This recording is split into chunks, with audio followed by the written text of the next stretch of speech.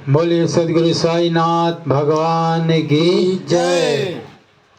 दो खरणी द्वार क्या माई की जय। साईं भोले भंडारी की जय। साईं गणपति की जय। साईं सरस्वती की जय। आप लोग शांति बनाएं। साईं चरित्र के माध्यम से हम लोग आप लोग के समक्ष हम साईं चरित्र के माध्यम से प्रवचन कहेंगे।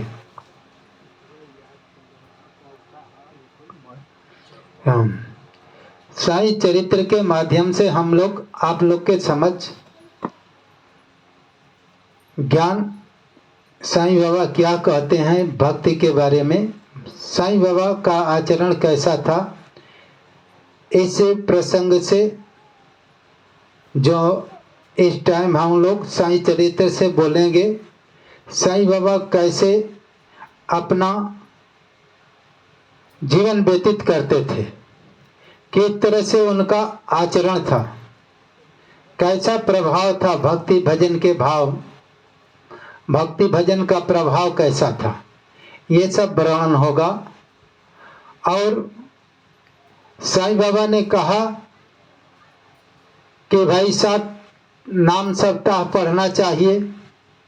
नाम सप्ताह किसे कहते हैं? 7 दिन नाम सप्ताह होता है। जैसे हरे रामा हरे कृष्णा गाया जाता है ना, आदमी इस समय गाते हैं कि नहीं गाते हैं? हरे रामा हरे कृष्णा गाते हैं ना, उसे नाम सप्ताह कहते हैं। उसको 7 दिन हम लगातार गाते जाएंगे तो उसको हम क्या कहेंगे? नाम सप्ताह। माने भगवान का नाम हम 1 सप्ताह तक गाए, कहने का तात्पर्य है। बाबा इस तरह से सीढ़ी में नाम सप्ताह कराते थे। तो इसी पर प्रवचन होगा। साईं बाबा कैसे भक्तों को उपदेश देते थे, कैसे आचरण में लाते थे कि भक्त उनका आचरणों को समझकर भक्ति भजन में लग जाते थे, इस पर प्रवचन होगा। अब साईं चरित्र से यह प्रवचन सुनिए। साईं चरित्र के 4थे अध्याय से हम लोग आज कुछ प्रसंग आप लोग के समक्ष प्रस्तुत करेंगे।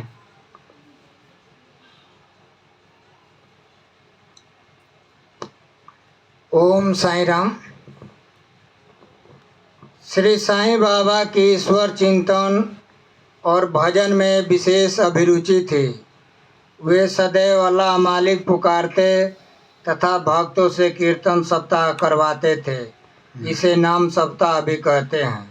देखिए, साईं बाबा भक्ति भजन में बहुत रुचि रखते थे, भक्ति भजन में रुचि रखते थे। और भक्ति भजन में रुचि का मतलब है जो परमात्मा को प्राप्त कर लिया है उसका तो साधना पूरी हो चुकी है। मान लीजिए जो प्रधानमंत्री बन गया है तो उसको फिर से प्रधानमंत्री की क्या जरूरत है कि नहीं?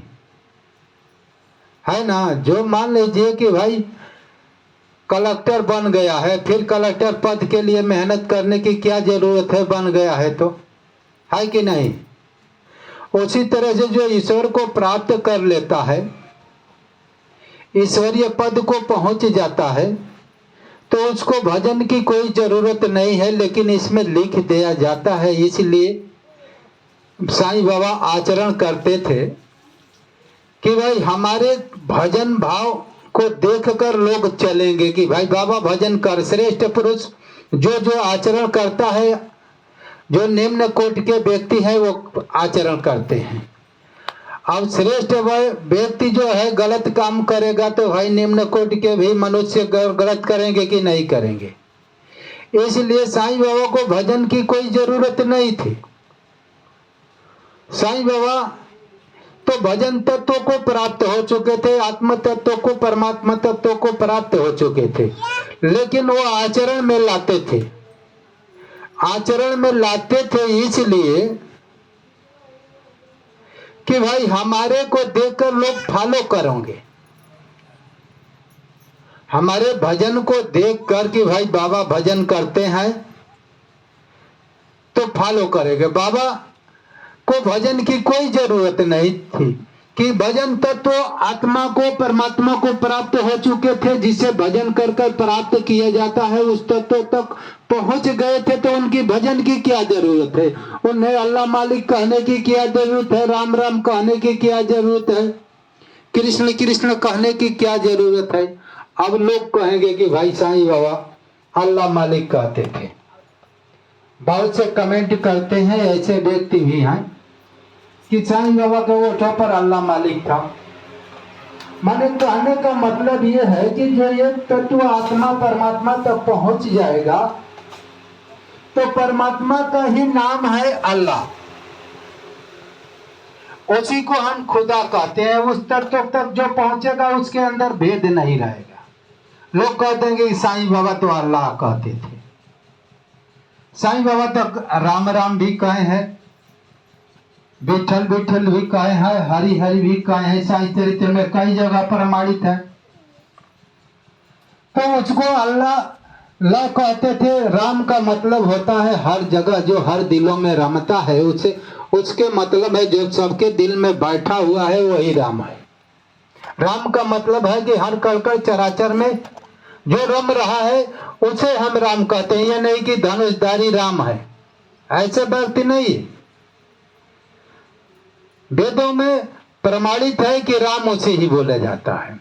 ओम का मतलब होता है परमात्मा का, यानी ईश्वर का नाम है ओम।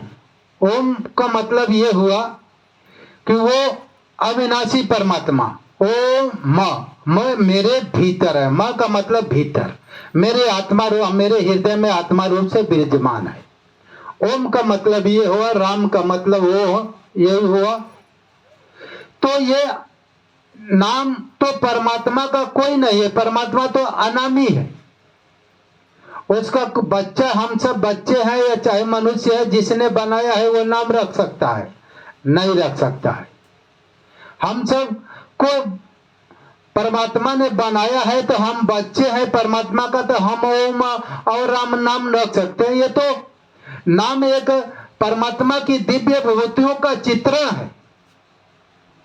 जो जिसने देखा कि अरे वो तो परमात्मा हर दिलों में है, हर कणकण में है, हर चराचर में है, मेरे भीतर भी है, हर दिलों में है, वो हर जगह रम रहा है, तो राम रख दिया। ओम का यही तरह वो अविनाशी परमात्मा मेरे भीतर भी है, जिसको हम खोज कर रहा हूँ। खोज करने का मतलब वो जो दुनिया को बनाया है, और मेरे भीतर है। ओम का मतलब मेरे ही भीतर समाया हुआ है। ओम उसे नाम, ये परमात्मा की दिव्य विभूतियों का चित्रण रखा गया है, परमात्मा का नाम नहीं। परमात्मा का जैसी दिव्यता दिखी वैसा आदमी नाम रख दिया। उसी तरह से अल्लाह भी है, जिसने अल्लाह नाम रखा, उस दिव्य विभूतियों का चित्रण किया और देखा कि अल्लाह का मतलब ये हुआ, तो उसने रख दिया। तो कहने का मतलब है एक ही परमात्मा का, जिस तरह कोई गॉड कहता है, कोई खुदा कहता है, कोई ब्रह्म कहता है, कोई अविनाशी कहता है, कोई चैतन्य घन कहता है, एक ही परमात्मा का नाम है। एक तत्व को ये हजारों नाम हम अपने अनुभव के अनुसार रखे, अपने दिव्यता के, परमात्मा की जैसी दिव्यता अनुभव हुई उस तरह से हम नाम रख लिया। अब बात है कि भाई जब बाबा ने देखा कि भाई लोगों को, इसलिए वो आचरण ऐसा किया कि भाई राम और अल्लाह एक ही तत्व है, इसलिए हम सब हिंदू मुसलमान में उस समय बहुत वैमनस्यता थी। ऐसी वैमनस्यता थी कि हिंदू जो है मुसलमान को देखकर कटरता थी, और मुसलमान हिंदू को देखकर कट्टरता करते थे, यानी द्वेष करते थे। तो इन दोनों को आपस में मिलाने के लिए या कभी राम कह देते थे, कभी वो अल्लाह कह देते थे। अल्लाह कह देने का मतलब उसी राम को ही अल्लाह कह दिया। जब हम अल्लाह तक पहुंचेंगे या मुसलमानों ने जिस समय अल्लाह तक पहुंचेंगे तो उन्हें पता चलेगा कि जो हिंदुओं का राम है उसी का नाम अल्लाह है, जो सब में रम रहा है उसी का नाम अल्लाह है। और हिंदुओं ने जब देखेगा कि भाई अल्लाह किसका नाम है, तो जब राम के पास पहुंचेगा तो वही एक राम का नाम अल्लाह है। इसका अलग अलग विभूतियों का चित्रण किया गया है और कुछ नहीं है। एक परमात्मा का नाम हजारों नाम हो सकता है। इसलिए अब कोई कहने लगेगा अरे साईं तो अल्लाह अल्लाह कहता था, यह तुम अज्ञान में कह रहे हो कि साईं तो अल्लाह अल्लाह कहता था, साईं राम राम भी कहता था। अब आएगा कि साईं विठल का सप्ताह प्राण करा रहे हैं साईं चरित्र के माध्यम से कि भाई विठल का सप्ताह प्राण होगा। तो एक व्यक्ति कहा बाबा का भक्त कि भाई विठल का नाम होगा। विठल का मतलब कृष्ण का नाम, कृष्ण महाराष्ट्र में कृष्ण को विठल बोला जाता है। तो कृष्ण को प्रकट होना चाहिए तभी हम लोग नाम जपेंगे एक सप्ताह। एक भक्त जो दास गणु है बोल रहे हैं कि बाबा आप नाम सप्ताह कृष्ण का करवा रहे हैं तो कम से कम आश्वासन दीजिए कि विठल प्रकट होंगे, यानी कृष्ण प्रकट होंगे। बाबा कहे कि भाई अवश्य विठल प्रकट होंगे। अब लोगों ने सप्ताह प्राण आरंभ किए। आगे था एक बार उन्होंने दासगणों को कीर्तन सप्ताह करने की आज्ञा दी। दासगणों ने बाबा से कहा कि आपकी आज्ञा मुझे शिरोधार्य है, परंतु इस बात का आश्वासन मिलना चाहिए कि सप्ताह के अंत में विठल भगवान अवश्य प्रकट होंगे। देखिए दासगणु बाबा के भक्त थे और बहुत बढ़िया से मधुर कीर्तन गाते थे, माने भजन गाते थे। दासगणु बाबा का बंबई प्रांत में बहुत दूर दूर शहरों में फैलाया, गांव नगरों में फैलाया कि एक महान संत है जो सीधी में रहता है, उसके पास जो जाता है उसकी सारी मनोकामनाएं पूर्ण हो जाती है। जिसको बच्चा नहीं होता है उसको बच्चा भी हो जाता है। वो ऐसा महान संत है कि उसकी महिमा निराली है। बाबा ने जहाँ जाते, दासगणु ने जहाँ जाते थे बाबा का प्रचार सबसे अधिक उस समय भक्तों में श्रेष्ठ दासगणों को माना गया कि दूर दूर तक जाते थे और मंदिरों पर रोक रोक कर बाबा का महिमा का बखान गाते थे, भजन सुनाते थे लोगों को गांव गांव नगर नगर। तो बाबा की कीर्ति दासगणों से ही दूर दूर तक फैली। दासगणु सीधी में आए हुए थे। बाबा कहे कि भाई सप्ताह नाम सप्ताह करो, तो वो बोले कि भाई विठल अवश्य प्रकट होना चाहिए। बाबा ने कहा कि हाँ अवश्य है।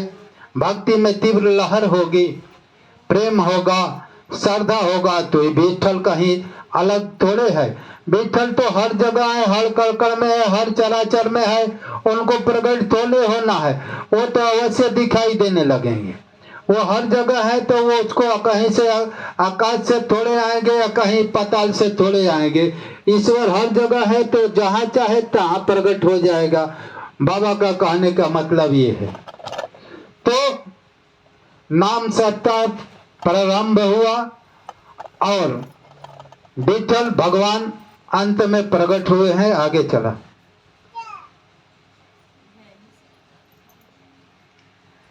बाबा ने अपना हृदय स्पर्श करते हुए कहा कि विठल अवश्य प्रकट होंगे, परंतु साथ ही भक्तों में श्रद्धा व तीव्र उत्कंठा का होना अनिवार्य है।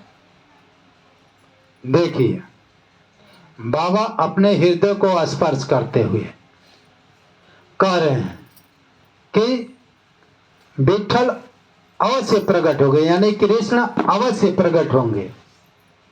लेकिन ये भी आश्वासन दे रहे हैं कि भाई ईश्वर प्रकट होगा तो भक्ति की तीव्र लहर होनी चाहिए, विश्वास श्रद्धा अनिवार्य है कि विठल प्रकट होंगे।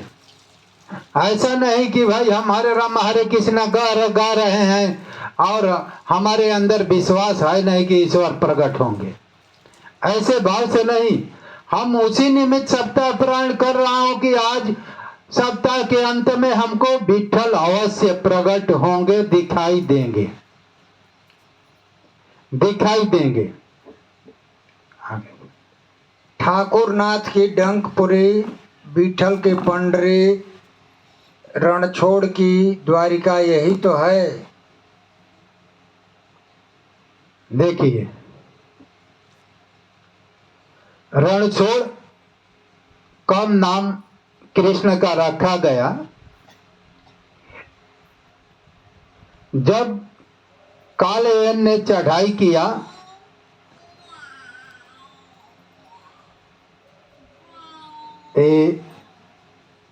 कंस की नगरी पर, माने कंस को मार दिए थे, तो वहां कृष्ण रहने लगे। तो कालयन उस समय चढ़ाई किया कृष्ण पर। तो कालयन को ऐसा राजा था कि उसको वरदान था कि इसको कोई मार ही नहीं सकता। तो कृष्ण ने देखे कि भाई इस तरह से मरने वाला नहीं है, ये सिर्फ एक राजा थे, देवासुर संग्राम में लड़ाई हुआ, उनका नाम था राजा का इक्ष्वाकु की, ऐसा ही कोई नाम था। वो गुफा में सो गए थे और उसी गुफा में कालवंश के साथ लड़ाई करते हुए चले जा रहे हैं। और उसी गुफा में उस राजा को कालवन चादर ओढ़ा दिए जो सोए हुए थे अपना कृष्ण भगवान पीताम्बर को। तो कालवन समझा कि भाई ये सोया हुआ है, हमारे डर से आकर ही गुफा में सो गया। और लात मारता है तो राजा को लात लगता है और राजा की नींद टूटती है। उसको वरदान था कि तुम्हें सोए हो और जो कोई जगाएगा तो वो जलकर भस्म हो जाएगा। तो उस समय कालयन ने लात मारा कृष्ण समझकर उस राजा को, और वो राजा जब नींद खुली ताका तो वो कालयन जलकर भस्म हो गया। तो उसी समय कृष्ण का ये रण छोड़ माने लड़ाई के मैदान में भाग चले थे, पाछे पाछे कालयन तड़िया रहा था, दौड़ा रहा था मारने के लिए कृष्ण को। तो उसी समय कृष्ण का रणछोड़ नाम रखा गया, रणछोड़ नाम रखा गया। तो बाबा कह रहे हैं कि रणछोड़ की द्वारिका तो यही है, माने द्वारिका समुद्र के किनारे है, रणछोड़ की द्वारिका तो यही है। कहीं दूर जाने की हो, जहां विश्वास है, भक्ति है, भाव है, कृष्ण के प्रीति मिलन का प्रेम है, तो वही कृष्ण है। जहां कृष्ण है वहां द्वारिका है, जहां कृष्ण है, जहां भगवान है वहां द्वारिका है। माने जहां भगवान तो हर जगह है, हर कण चराचर में है, और जहां प्रेम है वही द्वारिका है। प्रेम प्रकट हुआ कि कृष्ण प्रकट हो जाएंगे, तो वो आगे चलकर कृष्ण प्रकट भी हुए हैं। सर, किसी को दूर जाने की आवश्यकता नहीं है कि अब विठल कहीं बाहर से आएंगे, वे तो यहीं विराजमान है। जब भक्तों में प्रेम और भक्ति का स्रोत प्रवाहित होगा तो विठल स्वयं ही प्रकट हो जाएंगे। देखिए, जब भक्तों में प्रेम भक्ति का, श्रद्धा का, विश्वास का ये लहर उठेगी तो विठल को कहीं खोजने की जरूरत नहीं है, वो सामने प्रकट हो जाएंगे। ऐसा नहीं है कि हमको को खोजना है कहीं मंदिर में मस्जिद में। ये अज्ञानवश मंदिर मस्जिद को आदमी दौड़ता है। जब ज्ञान हो जाएगा कि भाई कृष्ण कहाँ मिलेंगे, ये ज्ञान है, यही ज्ञान जल्दी होता नहीं है आदमी को कि हमको साधना किधर करनी चाहिए, कृष्ण को किधर खोजना चाहिए। कृष्ण को कोई लोग द्वारिका खोज रहा है, और कोई कहाँ कृष्ण पर ग्वाल बाल के साथ रहे, मथुरा खोज रहा है, कोई गोकुल खोज रहा है। तो ये क्या है? ये अज्ञान बस कोई मथुरा, कोई काशी, कोई गोकुल ये खोजता है, या कोई पंढरपुर खोजता है, या कोई द्वारिका खोजता है। ये अज्ञान बस खोजता है। कृष्ण तो गीता में स्वयं कह चुके हैं, ईश्वर सर्वभूता नाम। ईश्वर सारे भूत प्राणियों के हृदय में है। ईश्वर सर्वभूता नाम हृदय हृदय सर्जुन तिष्ठति, माने वह परमात्मा, वह ईश्वर, वह कृष्ण सबके भीतर है। तो जब हमारे भीतर मिलने की प्रेम की लहर दौड़ने लगेगी, और विठ्ठल तुम्हारे पास ही बैठा है, तुम्हारे सबसे निकट बैठा है, तुम्हारे हृदय में बैठा हुआ है। उसको आकाश में थोड़े बैठा है कि हमको खोजेंगे तो हमको हमारी बात सुनेगा तो आएगा। तुम कुछ भी नहीं बोलोगे, प्रेम की लहर दौड़ रही है, मिलन की लहर दौड़ रही है, विश्वास श्रद्धा की लहर दौड़ रही है, तो विठ्ठल तुम्हारे हृदय में ही प्रकट हो जाएंगे। तुम्हें दिखाई देने लगेंगे कि जब अंतर्मुख होंगे। कहाँ विठ्ठल मिलता है? ईश्वर आज तक ले किसी को राम को मिला, मीरा को मिला, कृष्ण को मिला, शिव को मिला, विष्णु को मिला। जितने संत महात्मा वेद व्यास है, पराशर है, ये जितने महात्मा पुरुष पाए हैं, कहाँ? अपने हृदय में ईश्वर को पाए। और जब हृदय में है तो हमको मंदिर और मस्जिद और कहीं दौड़ने की क्या जरूरत है? गीता स्पष्ट शब्दों में कह रही है कि तुम्हारा ईश्वर तुम्हारे भीतर है। ईश्वर सर्वभूता नाम, माने भूता नाम का मतलब कि ये पांच भौतिक तत्व का ये प्राणी है। ये पांच तत्व का हम पुतला है, इसी में निवास करता है, ये पांच भौतिक पुतला में। ईश्वर सर्वभूता नाम हृदय तिष्ठति, माने हृदय में ही वो स्थित है। तो कहने का मतलब है, जब हम शास्त्रों के प्रमाणित अनुसार ध्यान करेंगे, गुरु के बताए के नियम के अनुसार चलेंगे, अंतर्मुख होंगे, तो ईश्वर आपके भीतर ही प्रकट होगा। और इसी तरह से प्रकट हुआ है। हमको भी कृष्ण एक बार दर्शन दिए हैं, उसका कहना करेंगे। पहले इधर सुनिए आप लोग।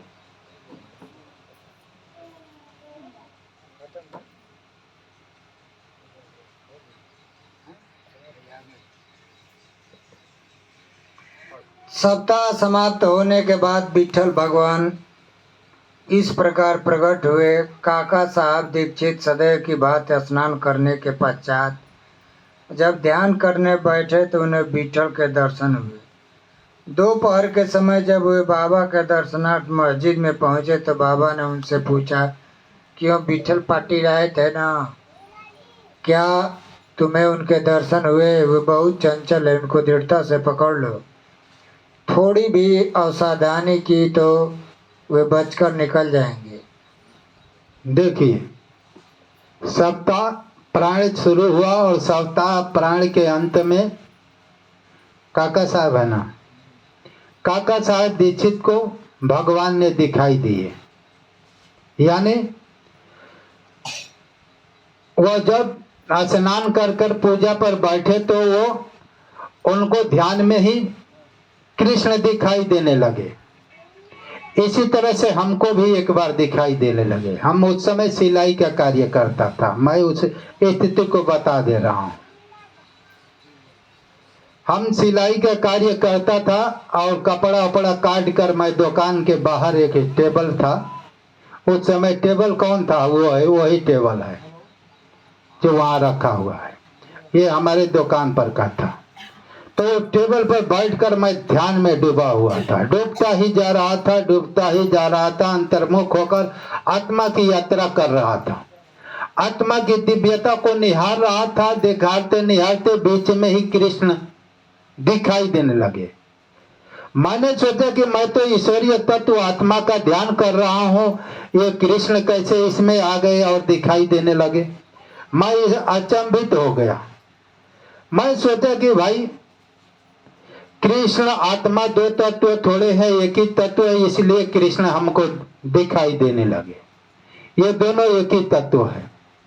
तब तक ये ध्यान का और उनके बांसुरी मोहनी मूर्त का मैं अनुभव ले रहा था, आनंद ले रहा था। इसी में एक व्यक्ति आया और बोला कि अरे संत जी क्या मौन होकर बैठे हुए हैं। हमको कोई संत भी कहता था, कोई मास्टर भी कहता था, क्या कैसे आप बैठे हुए हैं एकदम आंखों को बंद कर मौन होकर। तब वो आकर आया तो हमारा ध्यान ही तोड़ दिया। मैं उस समय देख रहा था कि कृष्ण बंसी बजा रहे हैं, कितना मोहनी सूरत है, कितना आनंदमय है, कितना उनका